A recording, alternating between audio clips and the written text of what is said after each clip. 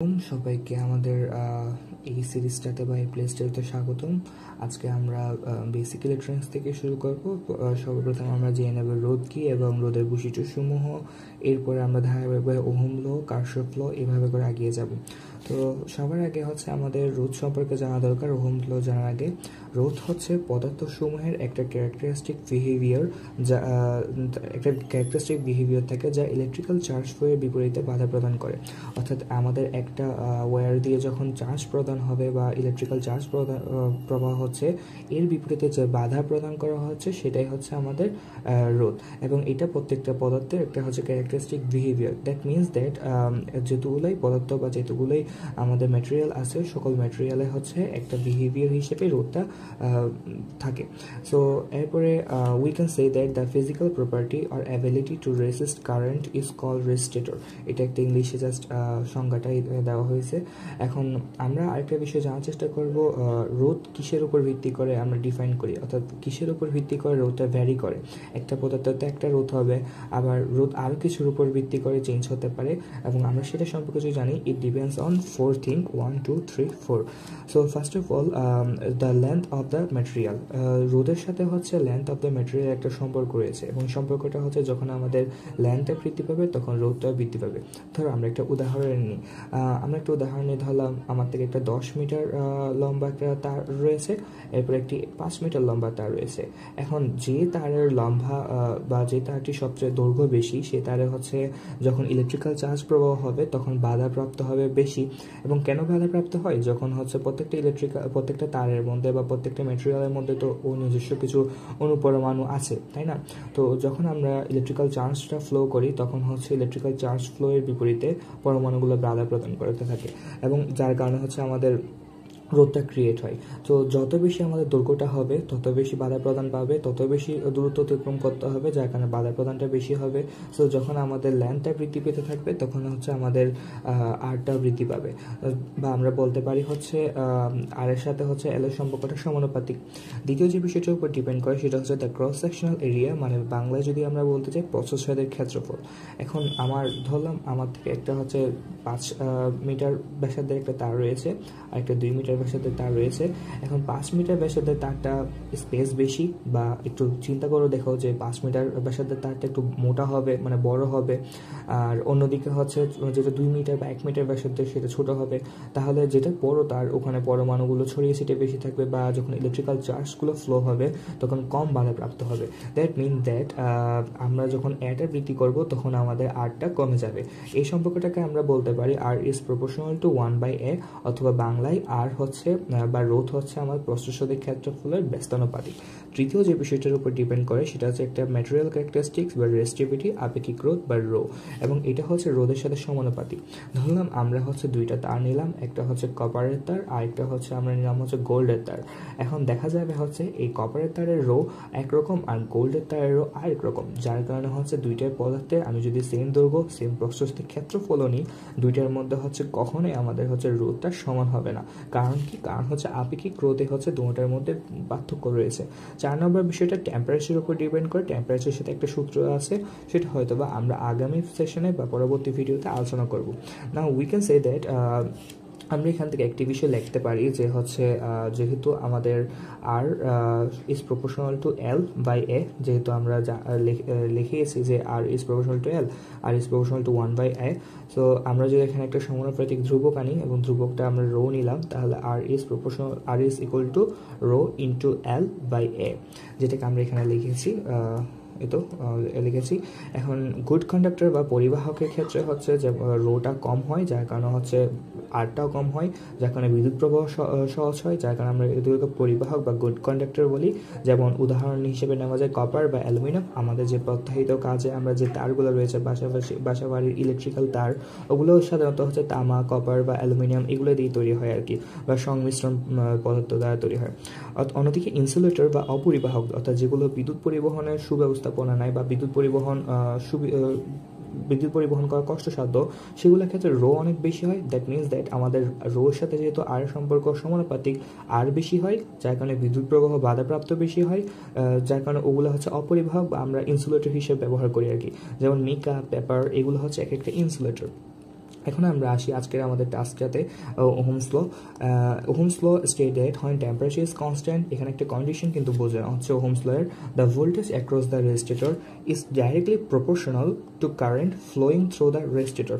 আচ্ছা, এখানে কি বোঝানো হচ্ছে? সোজা বাংলায় বলতে গেলে আমার একটা তার রয়েছে এবং তারের দুই প্রান্তে তো দুইটা বিভব পার্থক্য আছে ধরে নিলাম আমরা। এখানে ধরলাম ভি অফ এ, এরপরে ভি অফ বি। এখন ধরলাম ভি অফ এ থেকে ভি অফ বির দিকে কারেন্টটা প্রবাহিত হচ্ছে।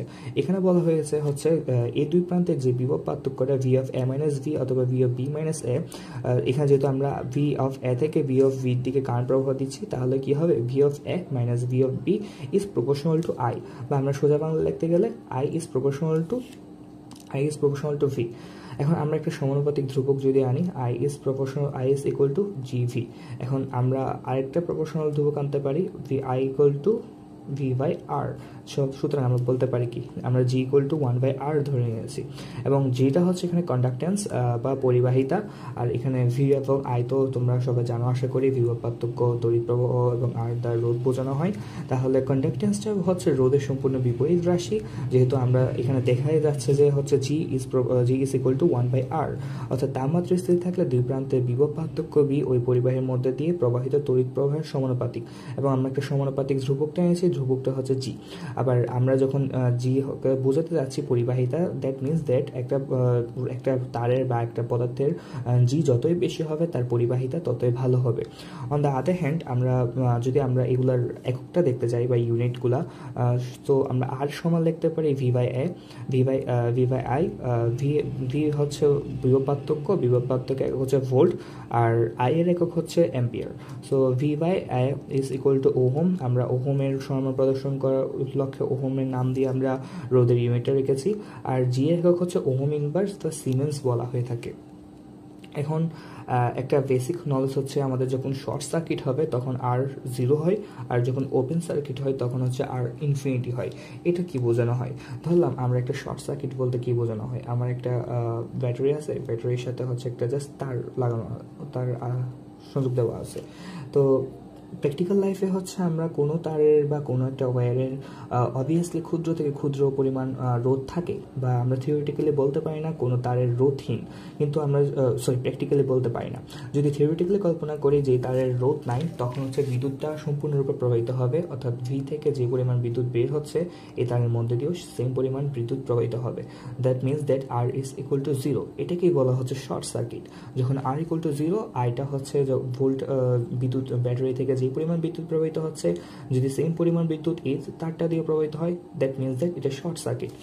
এখন শর্ট সার্কিটে হচ্ছে আর 0, তেমনি হচ্ছে বিপরীতভাবে আমরা বলতে পারি হচ্ছে যখন ওপেন সার্কিট হবে, অর্থাৎ আমরা যদি একটা ব্যাটারি নিই এবং ব্যাটারির সাথে একটা তার, এবং এই তারটা হচ্ছে এখানে সংযোগহীন, অর্থাৎ এই তারটা এখানে ওপেন, দেখো এখানে হচ্ছে তারটা সংযোগ নাই, দ্যাট মিনস জাস্ট এটা ওপেন।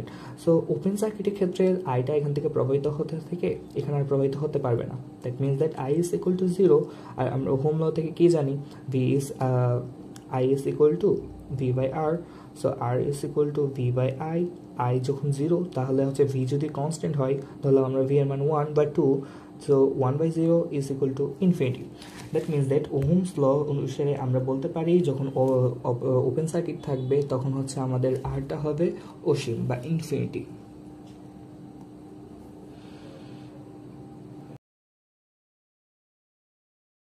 তাহলে আমরা বলতে পারি হচ্ছে আমাদের আরটা হচ্ছে আমাদের 0 থেকে বা 0 সমান হতে পারে, এবং ইনফিনিটি থেকে ছোট বা ইনফিনিটির সমান হতে পারে। এখন কন্ডাক্টেন্স সম্পর্কে আমরা একটু জেনে নিই, বা পরিবাহিতা is the ability of an element to conduct electrical current. Unit is মোহ অথবা সিমেন্স বলা হয়ে থাকে। অর্থাৎ আমাদের একটা তার বা একটা পরিবাহক কত ভালোভাবে তড়িৎটা বা ইলেকট্রিক্যাল চার্জগুলোকে পরিবহন করতে পারে, এটাই হচ্ছে কন্ডাক্টেন্স। যে পদার্থের কন্ডাক্টেন্স ক্ষমতা বেশি সেই পদার্থটা আমরা পরিবাহক হিসেবে ইউজ করি, যেমন কপার বা অ্যালুমিনিয়াম। কিন্তু যে পদার্থের পরিবাহিতা কম সেই পদার্থকে আমরা হচ্ছে ইনসুলেটর হিসেবে ইউজ করি। এখন আমরা যদি ভি এবং আই এর একটা গ্রাফ প্লট করি, এক্স অ্যাক্সিস বরাবর আই এবং ওয়াই অ্যাক্সিস বরাবর ভি, তাহলে হচ্ছে ওহমস ল অনুসারে ভি ইকুয়াল টু আই আর, এবং আরটা হচ্ছে আমাদের স্লোপ। সো আমরা একটা হচ্ছে মূল বিন্দু বা বিষমরেখা পাবো, এবং এই সরলরেখার স্লোপটাই হচ্ছে আমাদের আর। আপেক্ষিক রোধ সম্পর্কে জানা উচিত। আপেক্ষিক রোধ হচ্ছে স্পেসিফিক রেজিস্ট্যান্স বা রেজিস্টিভিটি, যেটা হচ্ছে আমাদের রো সমান হচ্ছে আমাদের আপেক্ষিক রোধ বা রোধকত্ব বলা হয় এটাকে কখনো কখনো। হলো একটা সমানুপাতিক ধ্রুবক, যেটা আমি আগেই বলেছি, এবং it depends on temperature and the element of the conductor. এটার মানে কি বোঝানো হচ্ছে, আমাদের রোটা বেশ কয়েকটা বিষয়ের উপর নির্ভরশীল। সেগুলোর মধ্যে একটা হচ্ছে তাপমাত্রা এবং অন্যটি হচ্ছে দ্য এলিমেন্টস অফ কন্ডাক্টর, অর্থাৎ হচ্ছে আমাদের কন্ডাক্টর বা পরিবাহকের উপাদানগুলোর উপরে। রোকে নির্দিষ্ট তাপমাত্রায় পরিবাহের আপেক্ষিক রোধ বলা হয়। দ্যাট মিনস দ্যাট রো হচ্ছে আপেক্ষিক রোধ তখনই হবে যখন আমাদের তাপমাত্রা বা টেম্পারেচার এই আমাদের স্কেল ফিক্সড থাকবে, বা এই স্কেলটা আমাদের যখন কনস্ট্যান্ট হবে তখনই হচ্ছে আমরা রোটাকে আমরা বলতে পারবো আপেক্ষিক রোধ। সো আমরা রো ইকুয়াল টু লিখতে পারি আর এ বাই এল। জাস্ট সিম্পলি আমি হচ্ছে এটাকে এদিকে নিয়ে গেলাম, এলটাকে ভাগ করলাম। সো আমরা যদি আর এর ইউনিটটা বসাই, আর ইকুয়াল টু ওহম, আর এ ইকুয়াল টু প্রস্থচ্ছেদের ক্ষেত্রফল মিটার স্কোয়ার, আর এল এর একক হচ্ছে মিটার।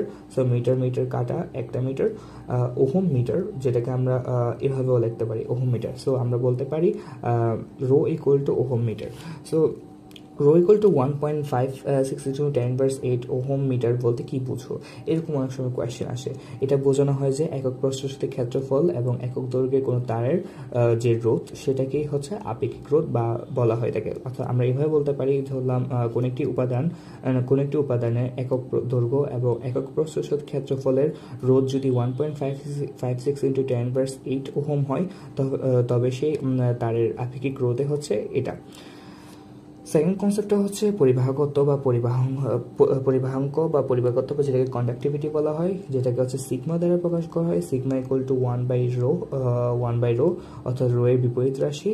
এবং আমরা যদি এই রো এর মানটা এখানে বসিয়ে দিই, তখন আমরা যেটা পাবো একক সিমেন্স বা সিমেন্স পার মিটার। এবং কন্ডাক্টিভিটি হচ্ছে আপেক্ষিক রোধের সম্পূর্ণ বিপরীত একটা রাশি। আপেক্ষিক রোধ যে বিষয়টা আমাদেরকে বোঝায়, কন্ডাক্টিভিটি হচ্ছে তার বিপরীত জিনিসটা আমাদেরকে বোঝায়। তো আজকে হচ্ছে এতটুকু পর্যন্তই হচ্ছে আমরা আজকে আলোচনা করলাম। নেক্সট দিন আমরা হচ্ছে আশা করি কার্শফ ল থেকে স্টার্ট করার চেষ্টা করব। সকলকে ধন্যবাদ। আসসালামু আলাইকুম।